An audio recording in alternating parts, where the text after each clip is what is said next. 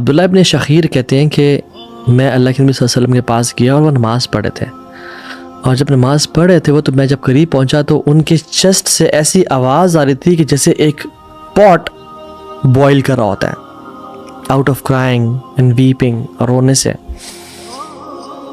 تو کہتے ہیں کہ میں بیٹھ گیا ان کا انتظار کرنے کے لیے. اینڈ ہی ہیڈ خشوع ان الصلاۃ، اور جب وہ رکوع میں گئے تو انہوں نے دعا پڑھی، اللہم لک رکعت وبک آمنت ولک اسلمت خشع لک سمعی وبصری ومخی وعظمی وعصبی ومستقل به قدمی. اور مجھے امید ہے ہم سب کو یہ دعا یاد ہوگی. یہ رکوع میں پڑھنے والی ایک مصنون دعا ہے اللہ کے نبی صلی اللہ علیہ وسلم کی. اگر نہیں یاد تو ہمیں بڑا سوچنے کی ضرورت ہے کہ ہمارے زندگی کے 20 سال گزر گئے، ہم نے تھاؤزنڈز آف ایڈیمس یاد کیے، ہم نے ڈفرینٹ کارل مارکس کی اور کتنی بکس پڑھی، ہم نے کتنے نیٹ فلکس کی سیریز دیکھ لی، ہم نے کتنے آورز آف سوشل میڈیا پہ ہم نے ٹائم اسپینڈ کر دیا، بٹ نہیں کیا تو ہم نے جو کام 5 وقت ہم کرتے ہیں اس کی رکوع کی دعا یاد نہیں کی جو اللہ کے نبی پڑھا کرتے تھے. اللہم لک رکعت وبک آمنت ولک اسلمت، یا اللہ میں تیرے سامنے رکوع میں چلا گیا، وبک آمنت ولک اسلمت، اور میں تیرے پہ ایمان لے کے آیا اور میں نے اسلام قبول کیا، تیرا دین ایکسیپٹ کیا. خشع لک سمعی وبصری ومخی وعظمی وعصبی، جھک گئی تیرے سامنے یا رب میری سماعت، میری نظریں، میرا مائنڈ، میری بونز، میری وینز، اور جو کچھ میری باڈی جس چیز پہ سوار ہے، میرے ٹانگیں جس چیز پہ سوار ہے، وہ سب جھک گیا تیرے سامنے یا رب. یعنی میری جو رائڈ ہے وہ، اور یہ بھی اس کا مطلب ہے کہ جو میری ٹانگوں نے جو کچھ اٹھایا ہوا ہے میرے میں سے یا رب، وہ سب تیرے سامنے جھک گیا. ان کی الفاظ میں بھی خشوع تھا اور ان کے کردار میں، ان کے دلوں میں بھی خشوع تھا. اور ہمیں تو سبحان ربی العظیم سے آگے کچھ نہیں آتا، اور وہ بھی 3 دفعہ پڑھ کے بس ہم سمیع اللہ لمن حمدہ میں چلے جاتے ہیں بس کوئکلی. جیسے، اور سجدے ہمارے جیسے وہ مرغا ٹھونگے مارا ہوتا ہے نا زمین پہ چگنے کے لیے، ایسے ہمارے سجدے ہو گئے والعیاذ باللہ. قاسم بن محمد بن ابی بکر رحمہ اللہ فرماتے ہیں کہ اور یہ حضرت ابو بکر کے گرینڈ سن ہیں، حضرت عائشہ کے نیفیو ہیں. کہتے ہیں کہ میں اپنی آنٹ سے، یعنی حضرت عائشہ سے صبح ملنے کے لیے جایا کرتا تھا، ان سے ملتا تھا، سلام کرتا تھا، اپنے کام پہ چلا جاتا تھا. مجھ سے بڑی محبت کرنے والی، مجھ سے بڑا شفقت کرنے والی تھی وہ. کہتے ہیں کہ ایک دن میں ان کے گھر گیا اپنے کام پہ جانے سے پہلے ایز یوزول، تو وہ صلاۃ الضحیٰ پڑھی تھیں.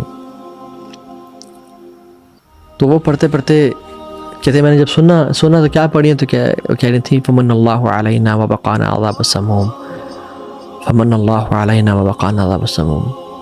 جنتیوں کے الفاظ ہیں سورۃ طور میں آیت نمبر 27 میں، کہ اللہ نے ہم پہ کرم کر دیا، فضل کر دیا، اور ہمیں عذاب السموم سے، دردناک عذاب سے بچا لیا. یہ جنتیوں کے الفاظ ہیں.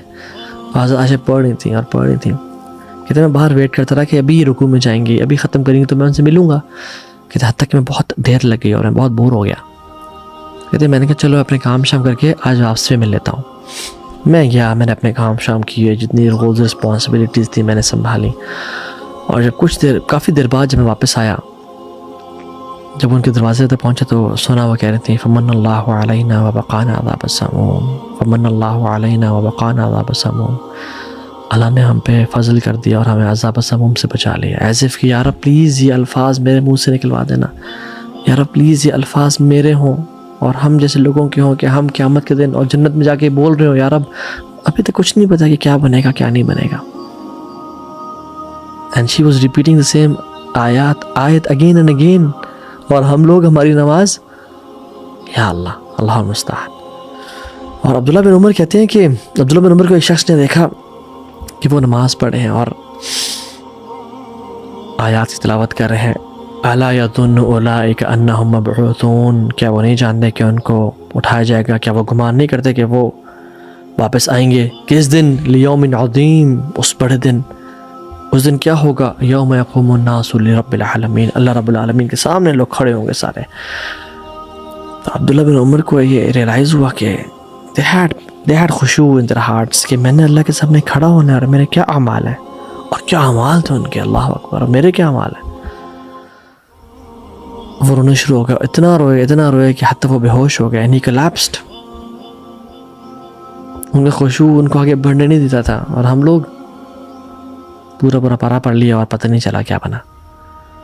عبداللہ بن زبیر جو خلیفہ مسلمین تھے تھوڑے عرصے کے لیے, کعبہ کے سامنے کھڑے ہوئے اور نماز پڑھے, اور حجاج بن یوسف ان کا قاتل تھا, اور ان کے قتل یعنی اس نے ان کو شہید کر دیا, اور حجاج بن یوسف ان کی قتل کرنے کی سازشیں کر رہا ہے اور ان کو قتل کرنا چاہ رہا ہے, اور باہر کیٹاپلٹ سے منجنیق سے پتھر پھینک رہے بڑے بڑے, اور عبداللہ بن زبیر رضی اللہ تعالیٰ عنہ نماز پڑھے ہیں اور ان کے پتھر ان کے آگے سے گزر رہے ہیں بڑے بڑے, اور پیچھے سے گزر رہے ہیں, اور کچھ پتھر ان کے کپڑوں کو چھوتے ہوئے گزر رہے ہیں, بٹ وہ نماز میں کھڑے ہیں اور اللہ کے سامنے نماز پڑھے ہیں. یعنی he didn't care about those stones and he was martyred in Kaaba, but in کو فرق نہیں پڑا. اور ہمیں تو ایک مچھر آ کے بیٹھ جائے ہماری پوری نماز ہم ایسے ہو جاتے ہیں.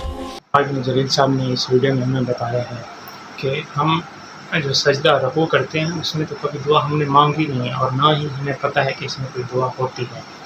حالانکہ ہم تو بچپن سے ہی یہی پڑھتے آ رہے ہیں, سبحان ربی الاعلیٰ سبحان ربی العظیم, تو ہمیں پتہ ہی نہیں ہے کہ سجدے اور رکوع میں جو دعائیں ہیں وہ مانگی جاتی ہیں. تو طائب نے جلیل صاحب نے ہمیں وہ دعائیں بتائی ہیں. بے شک آپ اس کو لکھ سکتے ہیں یا یاد کر سکتے ہیں, تو وہ اس کا اسکرین شاٹ بھی لے سکتے ہیں.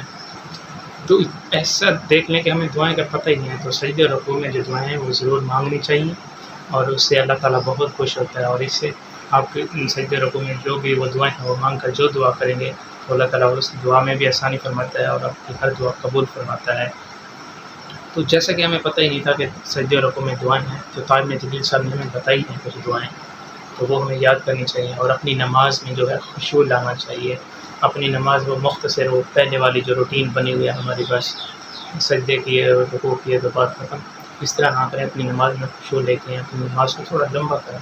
تو اپنا ایک سجدہ ایسا رکھیں کہ جو آپ کو تھکا دے, اپنا لمبا سجدہ رکھیں ہر نماز میں, تو دیکھیں گے کہ آپ کا دل نماز میں لگ جائے گا. تو مومن کی نشانی بھی یہی ہوتی ہے کہ جس کا دل نماز مطلب ایک نماز پڑھ لی تو دوسری نماز تک آپ کا دل جو ہے وہ مسجد میں جمع رہے, تو یہ ایک مومن کی نشانی ہوتی ہے. تو ہمیں چاہیے کہ اپنی نمازیں ٹھیک کر لیں. اور جس طرح طارق جلیل صاحب نے بتایا ہے, تو کچھ دعائیں بھی ہیں جو ہمیں رکوع اور سجدے میں مانگنی چاہیے. تو ہم سمجھتے ہیں کہ یہ ویڈیو جو ہے ہمارے لیے بہت ہی مفید ہے. اللہ تعالیٰ اس طرح طارق جلیل صاحب کو, جتنے بھی یوتھ کے لوگ اسپیکر ہیں, ان سب کو ان چیزوں پر اسی طرح کام کرنے کی توفیق عطا فرمائے, اور اللہ تعالیٰ ہم سب کو عمل کی توفیق عطا فرمائے, اور اپنی نمازیں بہتر کرنے کی توفیق عطا فرمائے.